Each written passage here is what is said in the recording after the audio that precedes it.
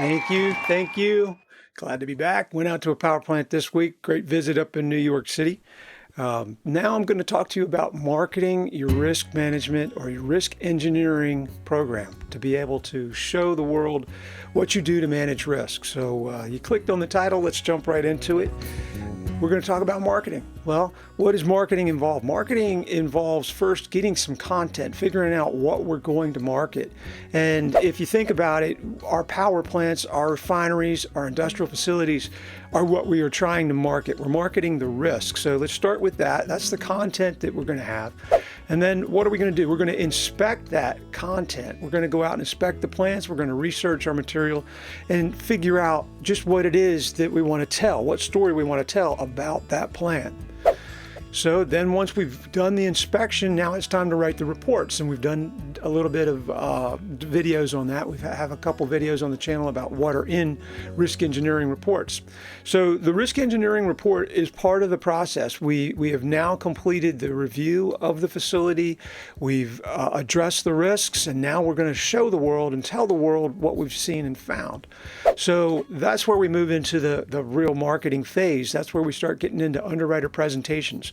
So the rest of this presentation is going to be how to give those presentations. And you'll see that we can get from the plant to the engineer to the report to the presentations, but then to go that next step, what are we going to present to the world? How are we going to show the world what our risk engineering is and how we're doing? So let's get into it.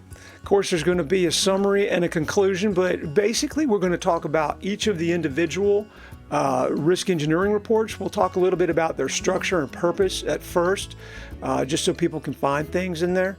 Then we'll talk about corporate or fleet level improvements that we've been making. We'll talk about loss history and claims because that's typically what half the underwriters use to underwrite accounts is your loss history. Then we'll look at any kind of future risk management strategies. We'll throw a little blurb in there about who did the report because it's important to know the qualifications of who's making the opinions about your plant.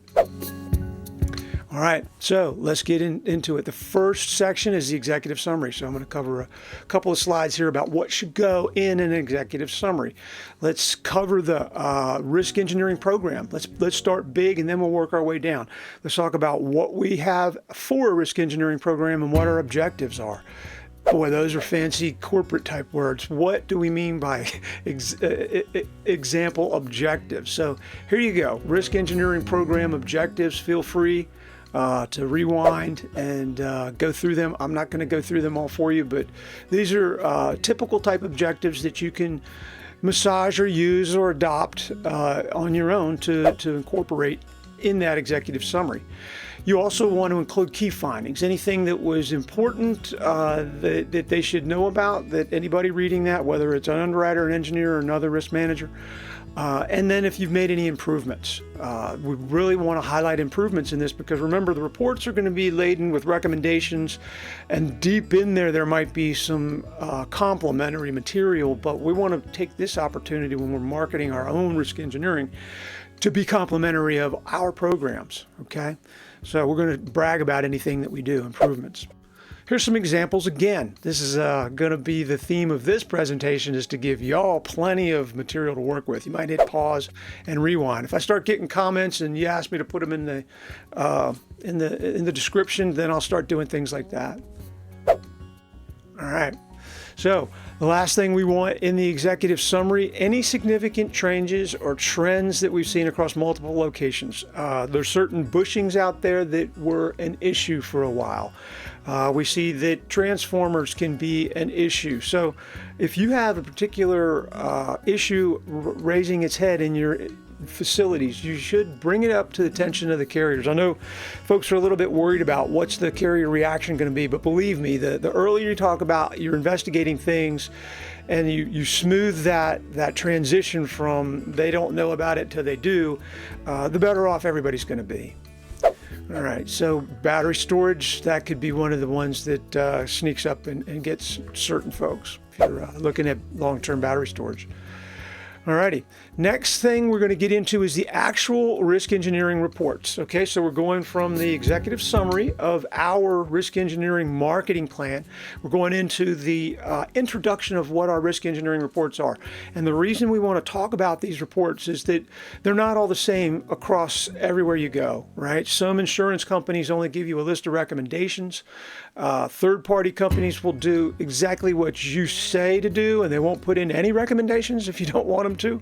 So there's a variety of reports that could be out there, and it's important to, in your risk marketing plan, to tell the readers what they're going to expect, okay? So when they look at the report, we're going to explain what the structures of the reports are and why we're doing them, the purpose.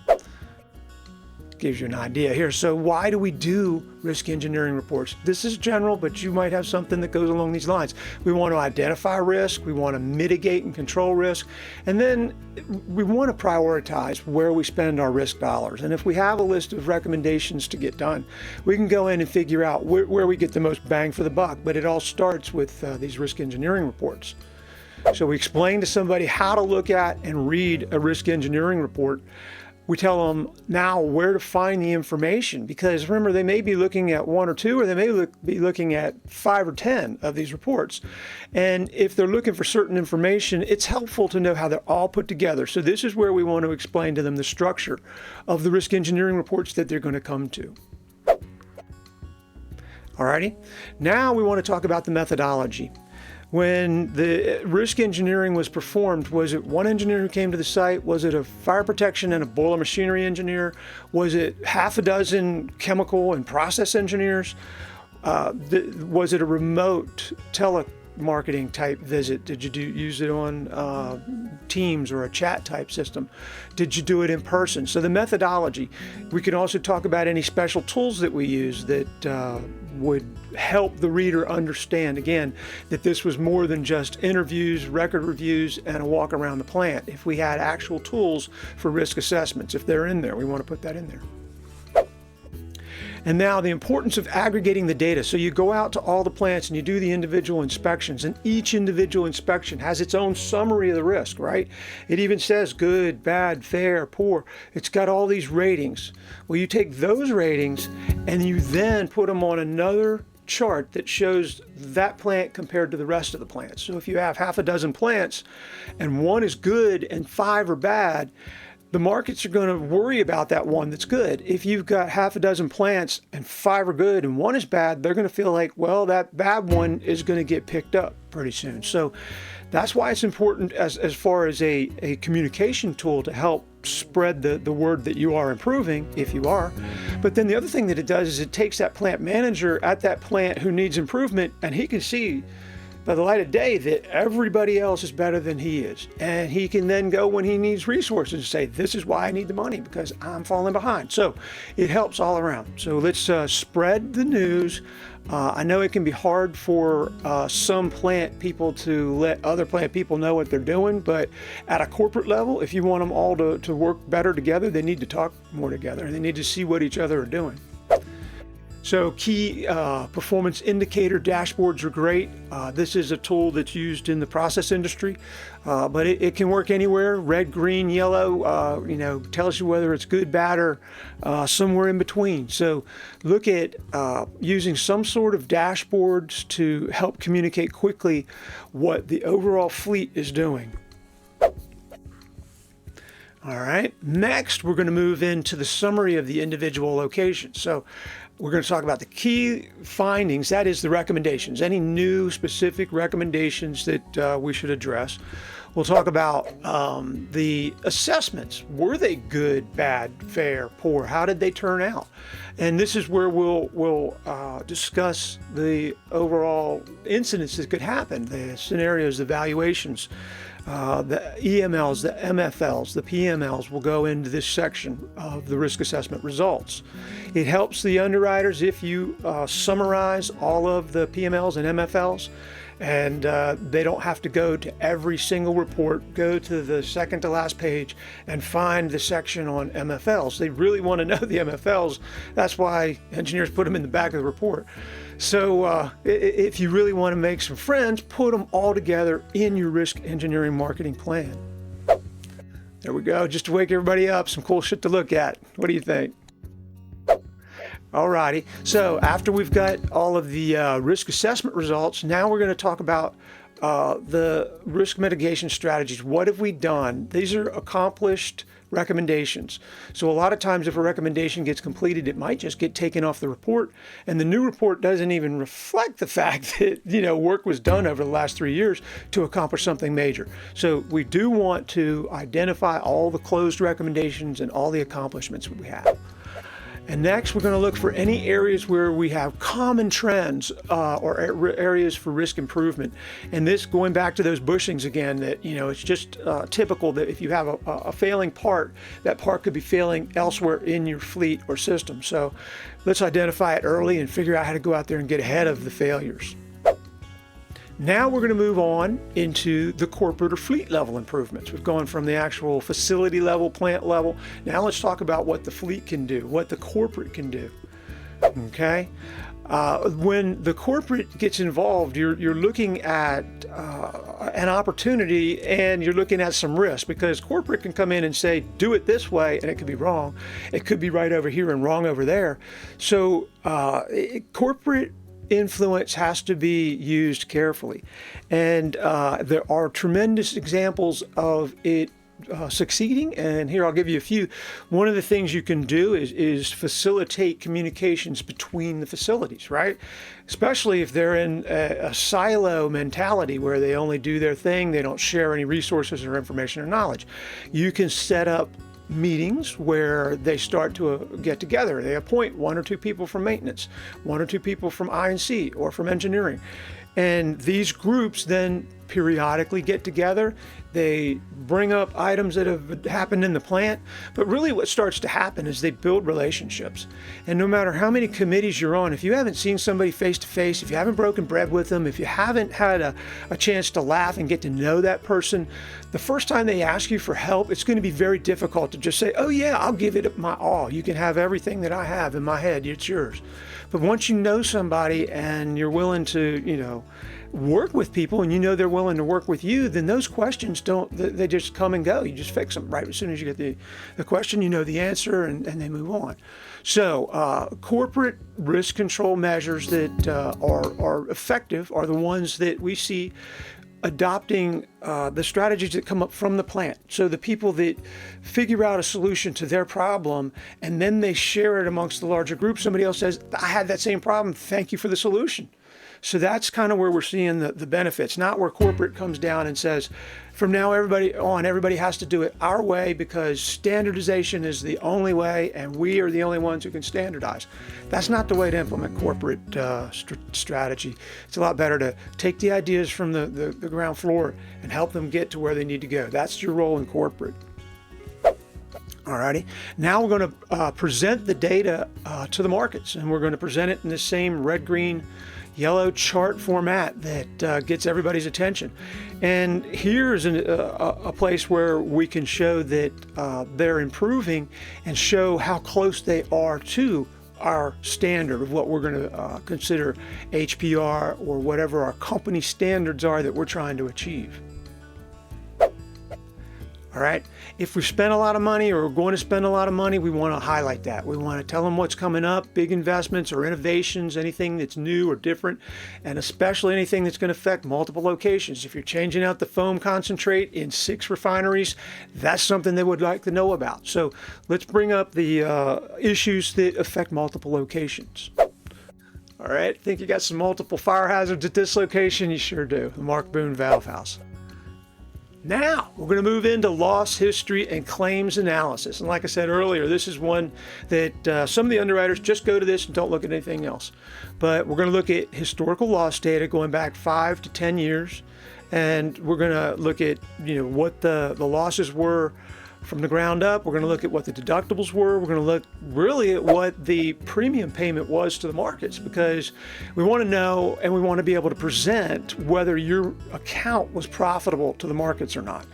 And that's what you're doing when you're marketing your risk engineering plan. What you're going to do is say that for the last 10 years, the insurance world has made money on this account. We know that the market's hard, or we know that the market is such and such. We're not the same as the rest of the market. As the market has hardened, our loss history has stayed level. So we shouldn't be treated the way the rest of the market's treated. So we want to put in our loss history, and we want to highlight what matters. If we had some bad loss history, and we've had some major losses, and our deductibles have gone up because of that, and then later we had some incidents, well, that, really weren't losses anymore because the deductible was higher.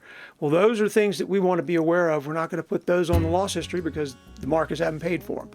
But that's something that we're going to show the markets is what they have made on the account over the years. And we're going to talk about what we're doing to prevent any kind of claim frequency or severity. If we've got old equipment that we're replacing for reliability reasons, a lot of times those reliability improvements improve risk, okay? So let's take advantage and show that we're doing things to, if we replace conveyor belts, they're less likely to break, right? But they really haven't done anything from a fire protection point of view, but they could be now fire retardant belts instead of the original combustible belts. All right, next, let's move into the risk engineering team and their expertise. It's important to understand who's writing the report that you're reading and that you understand what their background was. We'd like to know, what their qualifications were in writing this. Do they always do just energy accounts? Do they do any kind of general property? Do they only do power generation? Have they never done a process hazard analysis in their life? We want to know a little bit about who's doing the assessments of the facility. And we're going to highlight the fact that they're going to work with underwriting, and that if there are any questions, in the future about what you saw while you were doing the report, they're going to be happy to answer further questions about the report, be it virtual or in person. Next, shift on into the future risk management strategies. We're going to talk about what we're doing to improve risk, any kind of initiatives that we have, just better ways of operating the facility, reconfiguring the facility, taking out bottlenecks, whatever we have going on in the future that are going to improve risk. We want to highlight that and again, get credit for it and get attention on that. If we know of any emerging risks, say we're not really at the point yet where we're ready to buy batteries, but we see the writing on the wall that we're going to need some sort of quick, power supply, and that we're investigating batteries, we want to put that out. And what we're doing proactively to make sure that we don't just go out and buy the wrong model. That finally, what we'll do is collaborate between us and the underwriters to make sure that they feel like we're not just out trying to run our plants and buy insurance, that we're trying to work together to manage risk, and that, when the losses happen, that's unfortunate and these guys pay, but the rest of the time, we should be very cooperative and helpful in helping them get all the information they need in order to underwrite the account appropriately. So then we'll conclude, after we've offered to cooperate and ask for their help going forward. We'll say what we saw and what the big key insights were. We'll talk about what our commitment to improving risk. This is what all markets like to hear. They would rather write an older plant with an improving risk profile than a brand new plant taken over by people who haven't been trained, don't have the drawings, don't know what they're doing, and they run 24/7. So they want improvement, and they're not necessarily there for just the shiny and new.